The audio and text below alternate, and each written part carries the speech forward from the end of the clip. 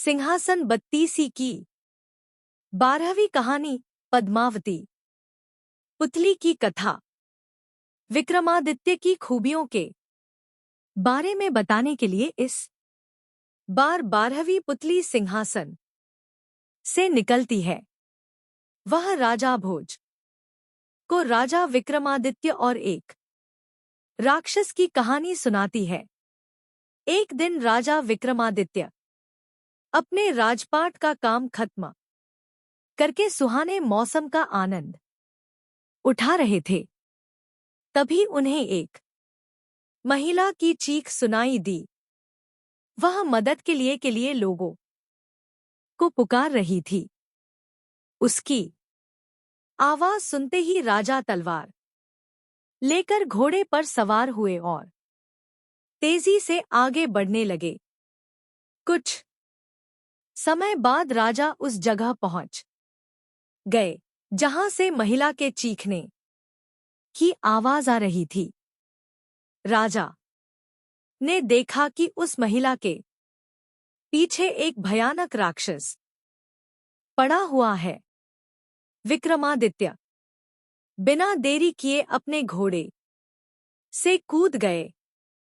महाराज को अपने सामने देखकर महिला बिलखते हुए उनसे मदद मांगने लगी। तब राजा विक्रमादित्य ने कहा, बहन, अब तुम्हारी जान मैं बचाऊंगा, तुम चिंता मत करो। इतने में वहां राक्षस पहुंच गया और राजा विक्रमादित्य से कहने लगा कि एक साधारण इंसान उससे युद्ध में जीत नहीं सकता है। फिर जोर जोर से हंसते हुए राक्षस कहता है कि मैं पल भर में तुम्हें मार सकता हूं। इतना कहते ही राक्षस तुरंत महाराज पर हमला करने के लिए आगे बढ़ता है। राजा विक्रमादित्य राक्षस को चेतावनी देते हैं, लेकिन राक्षस ने उनकी एक नहीं सुनी। तभी विक्रमादित्य तलवार से राक्षस पर हमला कर देते हैं। राक्षस ने खुद को तलवार के हमले से बचाया और युद्ध करना शुरू किया। महाराज विक्रमादित्य काफी चतुर थे, इसलिए उन्होंने पहले राक्षस को थकाया। उसके बाद राक्षस का सिर काट दिया।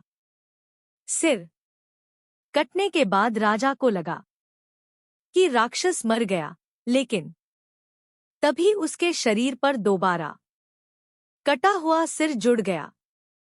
साथ ही जहां उस राक्षस का रक्त गिरा था, वहां से दूसरा राक्षस पैदा हो गया। यह देखकर राजा विक्रमादित्य हैरान हो गए।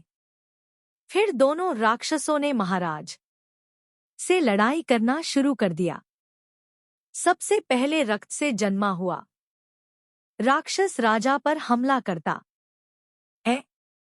राजा चतुराई से उसके प्रहार से बचते हुए अपनी तलवार से उसके दोनों हाथ और पैर काट देते हैं। अपने साथी राक्षस को दर्द से तड़पता हुआ देखकर दूसरा राक्षस उसे लेकर वहां से भाग जाता है। राजा के पास उस दूसरे राक्षस पर हमला करने का मौका था, लेकिन राजा ने सोचा पीठ दिखाकर भागते हुए राक्षस पर हमला नहीं किया जाना चाहिए। इसके बाद राजा सीधे उस महिला के पास चले गए। विक्रमादित्य ने उससे कहा, राक्षस डर कर भाग गया है, तुम मेरे साथ चलो, मैं तुम्हें तुम्हारे माता पिता के पास पहुंचा दूंगा। तभी वह महिला कहती है, अभी खतरा टला नहीं है, क्योंकि राक्षस मरा नहीं, सिर्फ भागा है, वो दोबारा से आएगा। उसकी बातें सुनकर राजा ने उसका नाम पूछा। महिला बताती है, वह सिंहुल द्वीप में रहने वाले एक ब्राह्मण की बेटी है। एक दिन वो तालाब में अपनी सहेलियों के साथ नहाने गई थी। उसी दिन इस राक्षस की नजर मुझ पर पड़ी और वो मुझे उठाकर यहाँ अपने साथ ले आया। वह मुझसे शादी करना चाहता है, लेकिन मुझे उस राक्षस की पत्नी नहीं बनना। यह सुनकर राजा उस ब्राह्मण पुत्री से कहते हैं, मैं उस राक्षस को मारकर तुम्हें उससे आजाद करा दूंगा। फिर विक्रमादित्य ने उससे राक्षस के बारे में पूछा कि वो दोबारा जिंदा कैसे हो रहा है।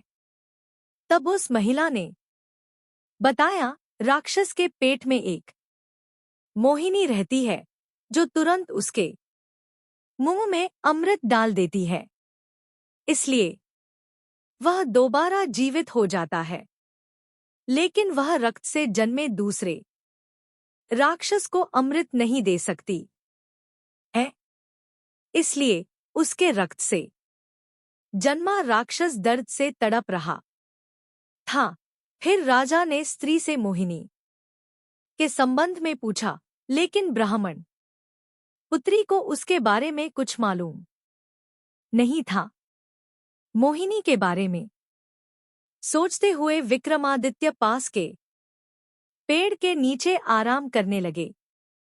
तभी उन पर एक शेर ने हमला कर दिया। शेर के पहले हमले से राजा के हाथ पर चोट लग गई।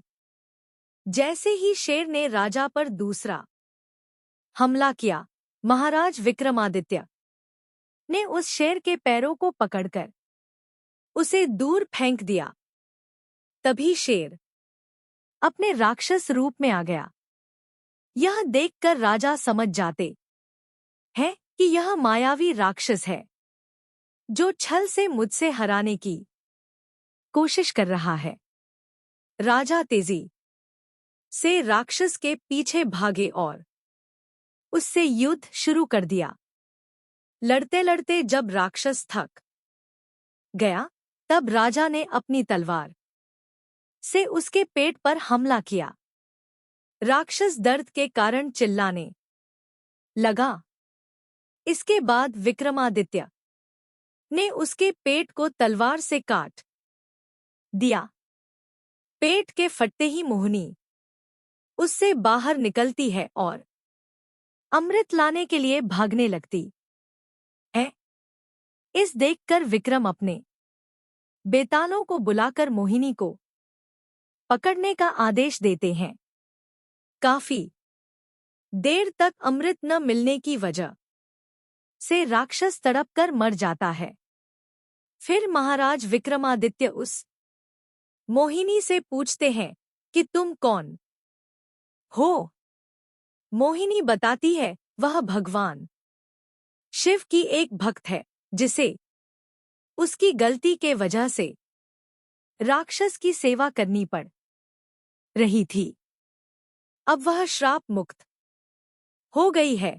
इतना सुनते ही राजा अपने साथ मोहिनी और उस ब्राह्मण पुत्री को महल लेकर आते हैं। महिला के माता पिता का पता लगाकर महाराज उसे उसके घर सकुशल पहुंचा देते हैं। उसके बाद राजा मोहिनी से शादी करके खुशी खुशी अपने महल में रहने लगते हैं। यह कहानी सुनाने के बाद 12वीं पुतली राजा भोज से पूछती है कि क्या आप में है राजा विक्रमादित्य जैसे गुण, और फिर वहां से उड़ जाती है। कहानी से सीख, लोगों की मदद करने से बड़ा कोई धर्म नहीं होता है और किसी तरह का काम मुश्किल नहीं होता। बस थोड़ा सोच विचार कर कदम उठाना पड़ता है।